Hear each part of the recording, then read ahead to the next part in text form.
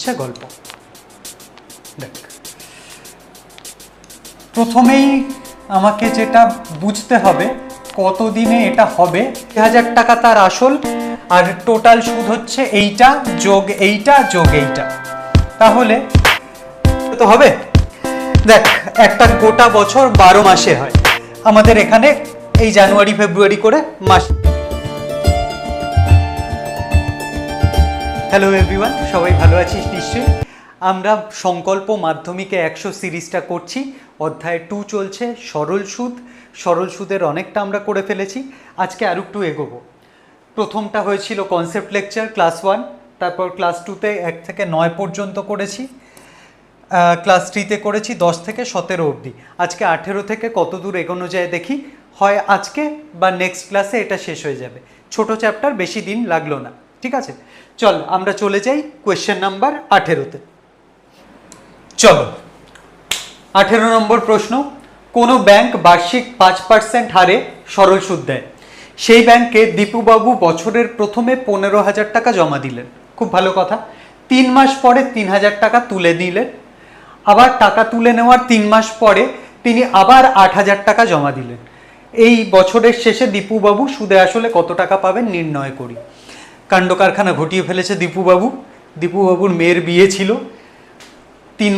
3 মাস যাওয়ার পরে 3,000 টাকা তুলে নিয়েছে, আবার মনে হয় তার 3 মাস পরে লটারি পেয়েছে, আবার টাকা রাখছে। এতে আমাদের গন্ডগোল হয়ে গেল, ঝামেলা আমাদের পোহাতে হচ্ছে। চল দেখি, দিয়েছে যখন করতে তো হবে। দেখ, একটা গোটা বছর 12 মাসে হয়, আমাদের এখানে এই জানুয়ারি ফেব্রুয়ারি করে মাসগুলোকে লেখা আছে।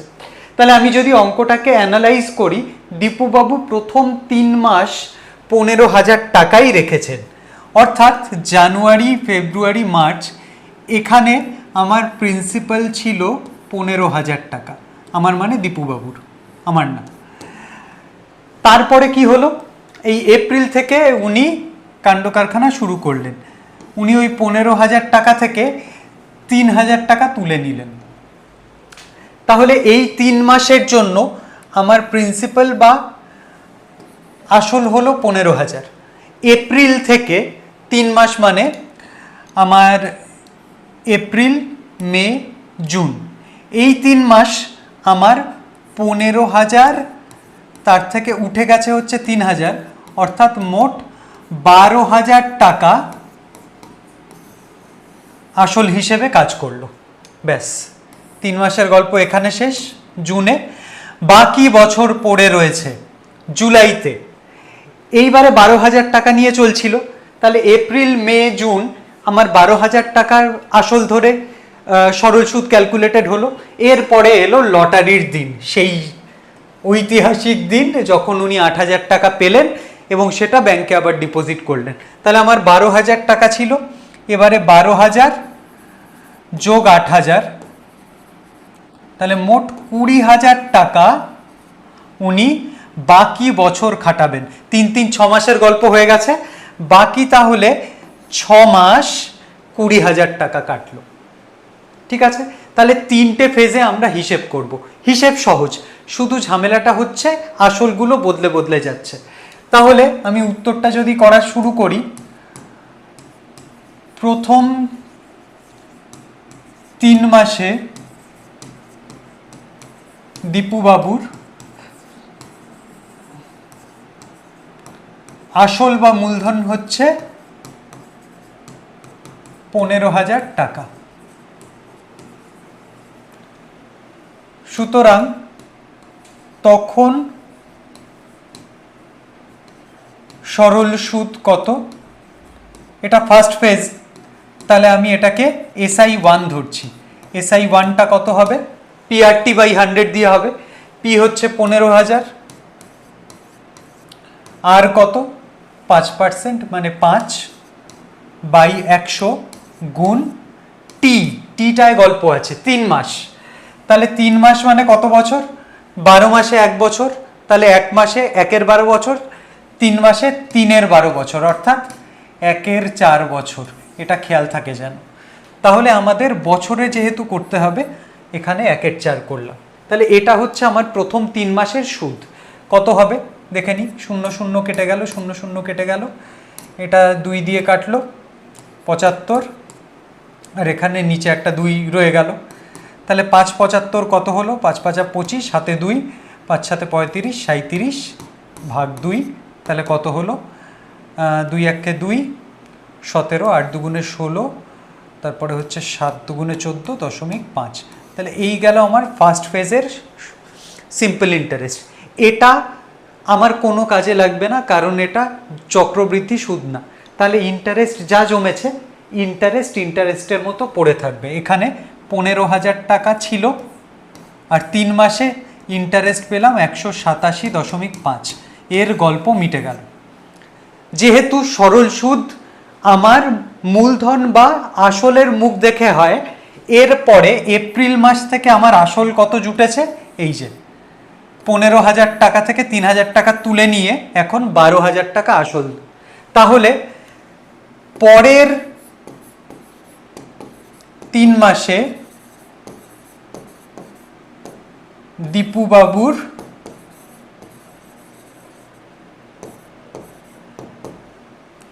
আসল কত হলো? 15,000 বিয়োগ 3,000, তার মানে 12,000 টাকা। তাহলে এখানে সরল সুদ SI2 কত হবে? SI2 হচ্ছে আমার এখন প্রিন্সিপাল 12,000, পি 12,000, আর সেই 5% বাই 100 গুণ, আবার টি হচ্ছে 3 মাস, মানে 1 4 বছর, সেম। তাহলে 0 0 কাটলো, 0 0 কাটলো, 4 দিয়ে কাটলে 3 4 12, 0, বাহ সুন্দর, 3 5 15, 150 টাকা সুদ এসে জুটেছে। তাহলে এখানে সেকেন্ড ফেজে আমার আরও কত সুদ এসে জড়ো হলো? 12,000 টাকা তো ছিলই আমার প্রিন্সিপাল, তারপরে আরও 150 টাকা সুদ এসে জড়ো হলো। ক্লিয়ার? লাস্ট ফেজ, দীপুবাবু এবার চালিয়ে খেলছে। দীপুবাবুর এখন শেষ 6 মাস, শেষ 6 মাসে দীপুবাবু বড়লোক হয়ে গেছে। তার আসল হচ্ছে অলরেডি 12,000 ছিল, তারপরে যুক্ত হলো আরও 8,000 টাকা। তাহলে এখন তার আসল হচ্ছে 20,000 টাকা। তাহলে এখন তার SI3 কত হবে? তুই বললি পি হচ্ছে এখন 20,000 টাকা, আর সেই 5% বাই 100, টি হচ্ছে 6 মাস। 6 মাস মানে 6 ভাগ 12 বছর। তাহলে 6 ভাগ 12 বছর মানে আসলে 1/2। তাহলে এবারে ক্যালকুলেট করি, 0 0 গেল, 0 0 গেল, 200 ছিল, 2 দিয়ে কাটলে 100, তাহলে 100 গুণ 5, 500 টাকা। তাহলে এখানে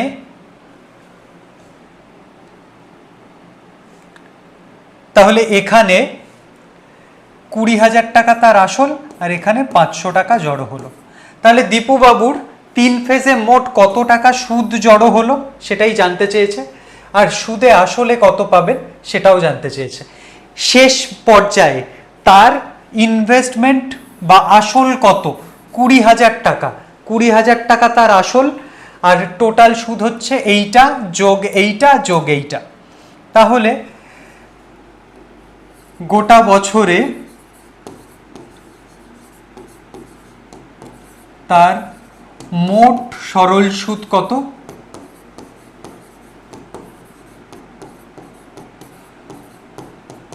187.5, পরের বার 150, তারপরের বার 500। তাহলে 650 আর 150 কত হয়? 650 আর 150 হচ্ছে 700, 800, 800 আর এখানে হচ্ছে 37, 837.5, এটা হচ্ছে সুদ। তাহলে সবৃদ্ধি মূল বা সুদ আসলে তিনি কত টাকা পেলেন? মোট ছিল 20,000, তারপরে যুক্ত হলো এইটা, তাহলে টোটাল 20,837.5 টাকা। এত টাকা তার সবৃদ্ধি মূল। ঠিক আছে, ভালো অঙ্ক ছিল এটা। চল এরপরে এটাই 19 নম্বর, যেটা তোদের ভুল করে একবার আমি দেখিয়ে ফেলেছি। রহমত চাচার একটা সুন্দর ছোট বাড়ি হয়েছে।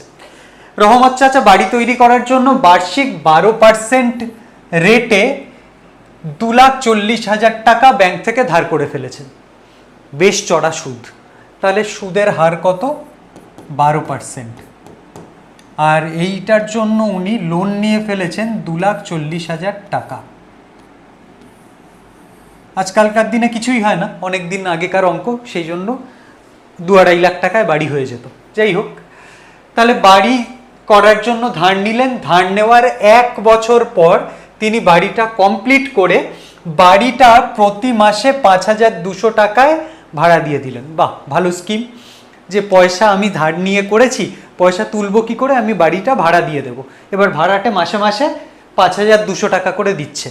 ওনার স্কিম হচ্ছে ধার নেওয়ার কত বছর পরে তিনি বাড়ি ভাড়ার আয় থেকেই ব্যাংকের টাকা সুদ সহ ফেরত দেবেন। এই হচ্ছে গল্প। দেখ, প্রথমেই আমাকে যেটা বুঝতে হবে, কতদিনে এটা হবে সেটা আমিও জানি না, রহমত চাচাও জানে না। তাহলে ওটাই আমি ধরে নিই। ধরি তিনি টি বছর পর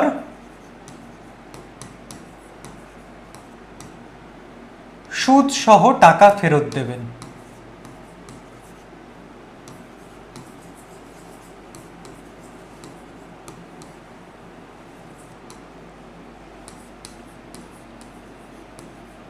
খুব ভালো কথা। তাহলে এই যে টি বছর, এটা কাউন্ট হবে কখন থেকে? যখন থেকে উনি ধার নিয়েছেন। মানে রহমত চাচা ধর 2025-এ ধার নিলেন 1 জানুয়ারি। তাহলে আগে তো তার বাড়ি বানাতে হবে। উনি তো পয়সা ধার নিয়ে, এখানে মাটি রয়েছে, বাড়ি নেই, ফাঁকা জায়গা তো আর ভাড়া দিতে পারবেন না। তাহলে এই টি বছর যতটাই হোক না কেন, 10 বছর হোক, 11 বছর হোক, তার মধ্যে একটা বছর খরচ হবে বাড়িটা তৈরির জন্য, বাড়িটার কনস্ট্রাকশনের জন্য। তাহলে এই যে এই টি বছরটা আমি ডিফাইন করে দিলাম ধার নেওয়ার টি বছর পর।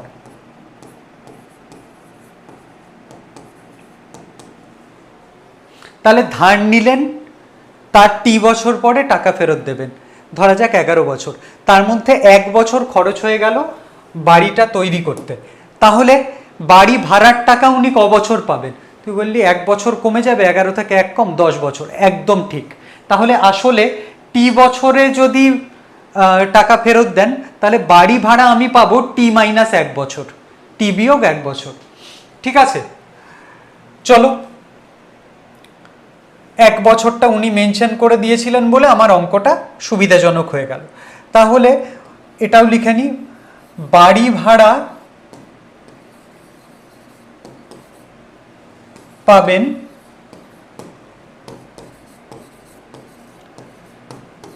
টি বিয়োগ 1 বছর। ব্যাস, ঠিক আছে। এইবারে প্রথম থেকে করি।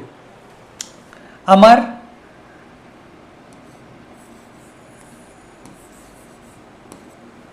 ধারের সুদ আসল কত হবে?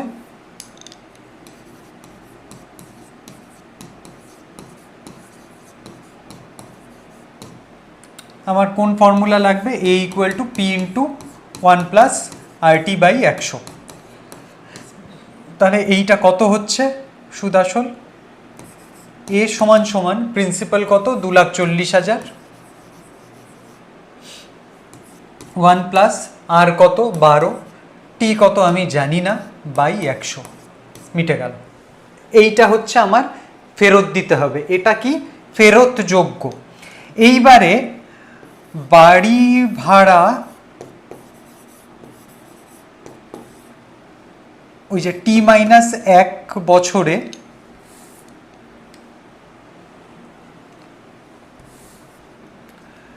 তাহলে T-1 বছরে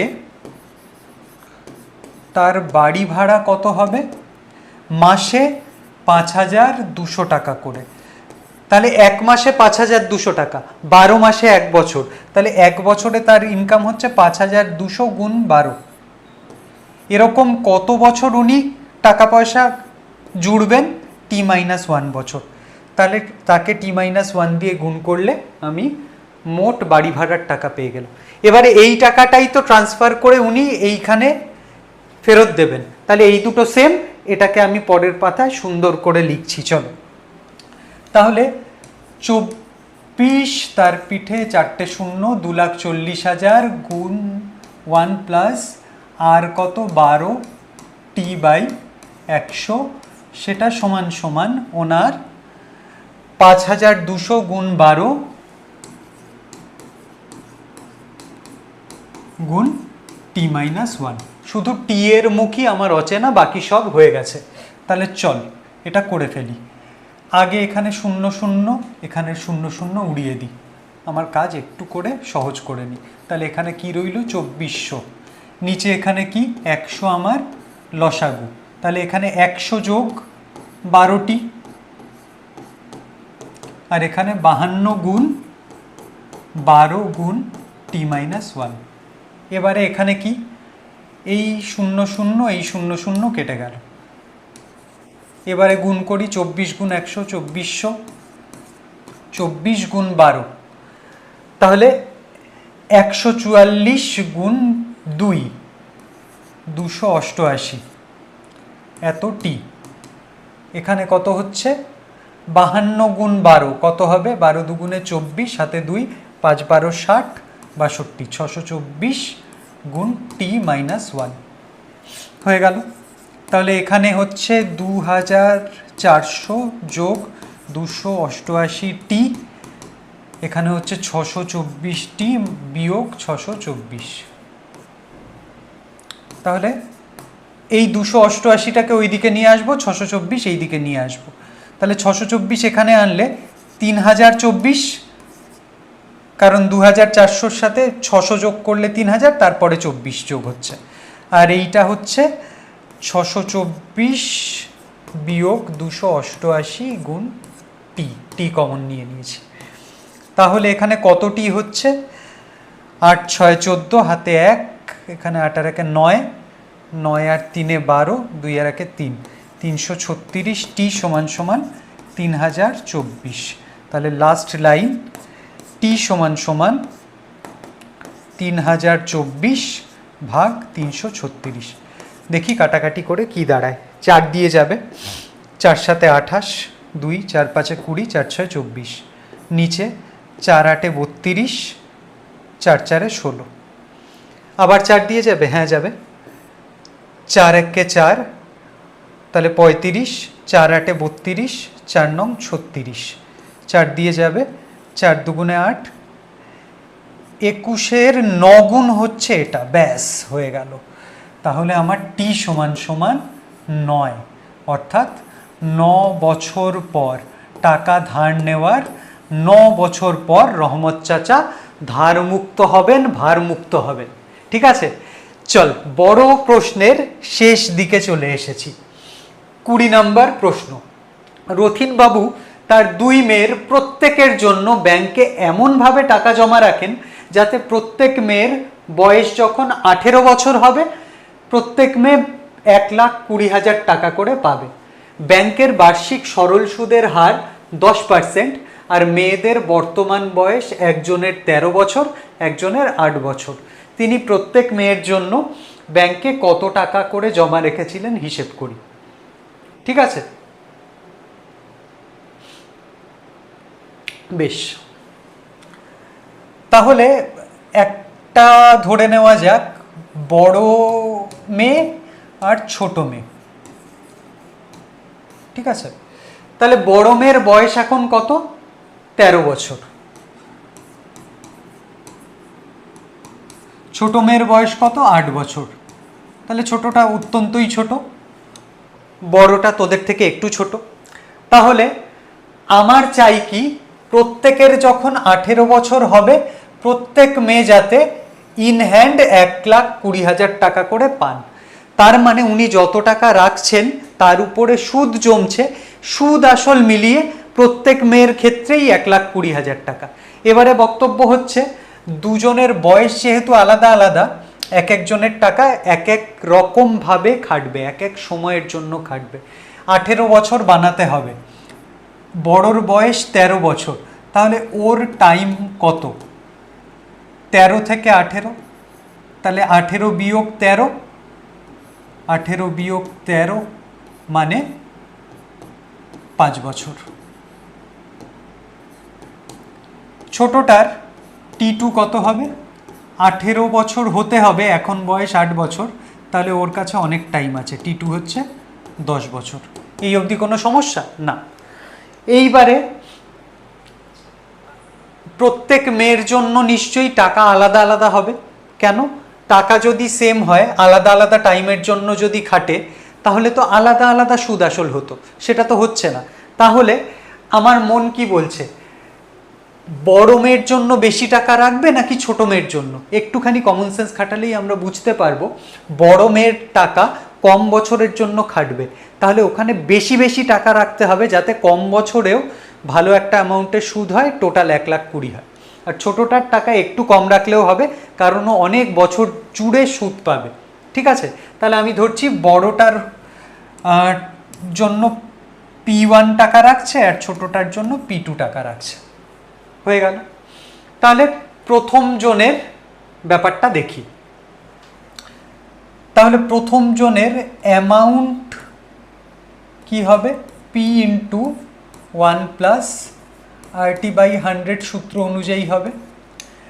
তাহলে বড় মেয়ের ক্ষেত্রে ব্যাপারটা কি? অ্যামাউন্ট 1 কি হবে? P1 1 প্লাস আর কত? 10, T কত? 5 বছর, তাহলে 10 গুণ 5/100। ঠিক আছে, তাহলে এই অ্যামাউন্টটা কত? 1,20,000। সেটা সমান সমান P গুণ 1 প্লাস, এটা কি হবে? কেটে গেল 0 0, 5 দুগুণে 10, তাহলে 1 প্লাস হাফ। তাহলে এটাকে ঘুরিয়ে লিখি P1 ইন্টু 2 লসাগু, 2 আর 1 3, এটাই হচ্ছে 1,20,000। তাহলে 3 দিয়ে কেটে দিলাম, 3 4, 4টে 0, তাহলে P1 কত হলো? 2 এখানে গুণ হয়ে গেল, তাহলে কি হবে? 2 ইন্টু এটা 80,000।